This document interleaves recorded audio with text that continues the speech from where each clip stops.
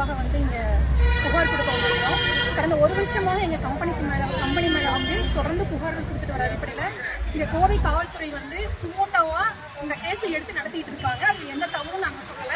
இதுக்கு எங்க கம்பெனி நிர்வாகம் எல்லாவற்றையும் ஒத்துழைப்பு கொடுத்து எங்க எம்டி சார் எல்லா இடத்துலயும் இதுக்கான ஆதாரங்களை கொடுத்துட்டு வந்துருக்காங்க. இந்த சூழல்ல இந்த அசோக் சிந்தி அப்படிங்கிற பாட்டாளி மக்கள் கட்சியை சேர்ந்தவரை தொடர்ந்து யூடியூப்ல என் கம்பெனிக்கு எதிராக பேசிட்டு இருக்காரு.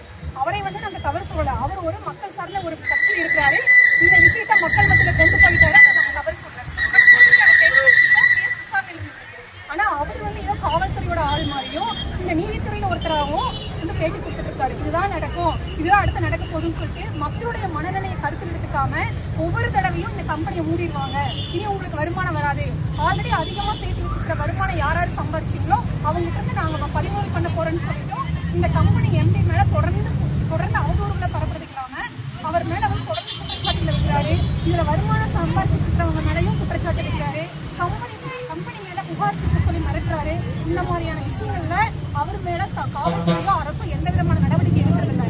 அவர் மேல நடவடிக்கை எடுக்கணும்னு சொல்லியும் அது மட்டும் இல்ல எங்க கம்பெனி நிர்வாகம் எல்லாரும் ஒத்துழைப்பு கொடுக்குற பட்சத்துல சீக்கிரமா இந்த விசாரணை முடிச்சு எங்க எம்டி சாரா விடுதலை செய்யும் அப்படிங்கிற கோரிக்கை முன்வச்சு நாங்க புகார் கொடுத்தோம். காவல்துறை வழக்கு பதிவு பண்ணி தவறுன்னு சொல்லவே இல்லை சார். கடந்த 1 இயரா அவங்க என்னென்ன கேட்கறாங்களோ அதுக்கு தேவையான எல்லா எவிடன்ஸையும் சார் கொடுத்துட்டு இருக்காரு. பிஓடபிள்யூல இருந்து என்னென்ன டிபார்ட்மெண்ட்ல என்னென்ன தேவைப்படுதோ எல்லாமே கலைஞ்சுக்கிட்டு தான் இருக்காரு. கடந்த 1 வருஷமா போயிட்டு இருக்காரு. என்ன பிரச்சனை?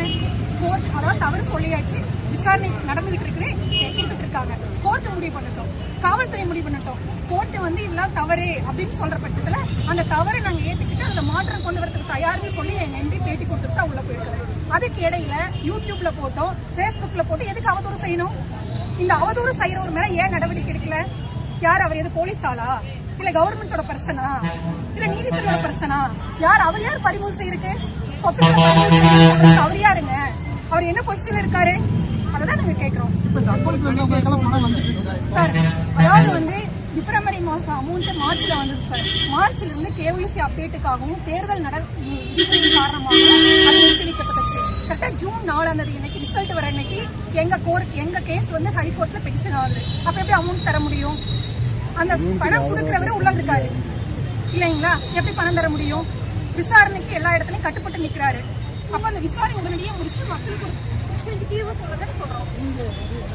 நாங்க வந்து உட்பட ஆமா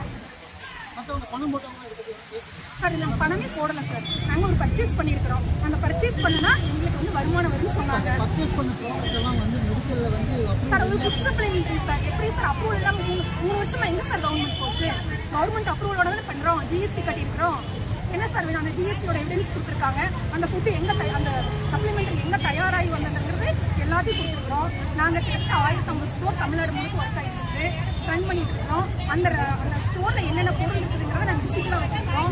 எல்லா ஸ்டோர்லையும் வந்து நாங்க வச்சு காட்டிட்டு இருக்கோம். அதை வித்துட்டு இருக்கிறோம். அது வாங்கி சாப்பிட்டவங்களோட ரிவ்யூ தான் எங்களோட ஏடா வந்துட்டு இருக்குது. இதுல எந்த பிரச்சனையும் இல்லையே சார். யார் சார் சொல்லுங்க? சொல்ல வேண்டியது உள்ள வச்சிருக்காங்க. யார் சொல்ல முடியும் சார்? டைரக்டர்ஸ் ஆகட்டும், சார் ஆகட்டும், இந்த விசாரணைக்கு கட்டுப்பட்டு நீங்க எவ்வளவு நாள் வேணா எடுத்துக்கோங்க. நாம உங்களுக்கு தேவையான எவிடன்ஸ் நான் கொடுக்குறேன், வச்சுக்கோங்க. இப்ப சமீபமா வந்து கேஸ் வந்தப்ப கூட வந்து 1 வாரம் கேட்டாங்க. எந்த ஆப்போசிஷன் நாங்க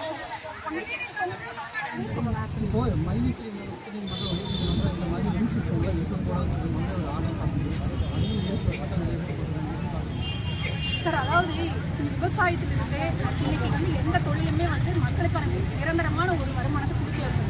இப்ப இந்த கணவனை இழந்தவங்க, விதவைகள், இப்படி நிறைய பேர், அதாவது வந்து நிரந்தரமான ஒரு வருமானம் இல்லாதவங்க ஒரு பர்ச்சேஸ் பண்ண வருமானம் வருதுன்னு சொன்ன அடிப்படையில் இதில் முதலீடு செய்ய பர்ச்சேஸ் பண்ணி அவங்க வருமானத்தை எடுத்துக்கிறாங்க.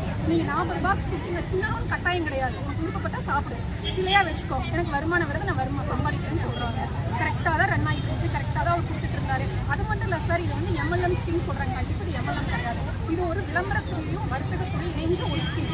கிட்டத்தட்ட 1 கோடி கஸ்டமர் உள்ள வந்துட்டாங்கன்னா இன்னைக்கு கார்பரேட்டுக்கு தேவை கஸ்டமர்ஸ் தானே. இந்த கஸ்டமர்ஸ் உள்ள வந்துட்டாங்கன்னா இந்த பிசினஸ் வேற லெவலில் போகுது.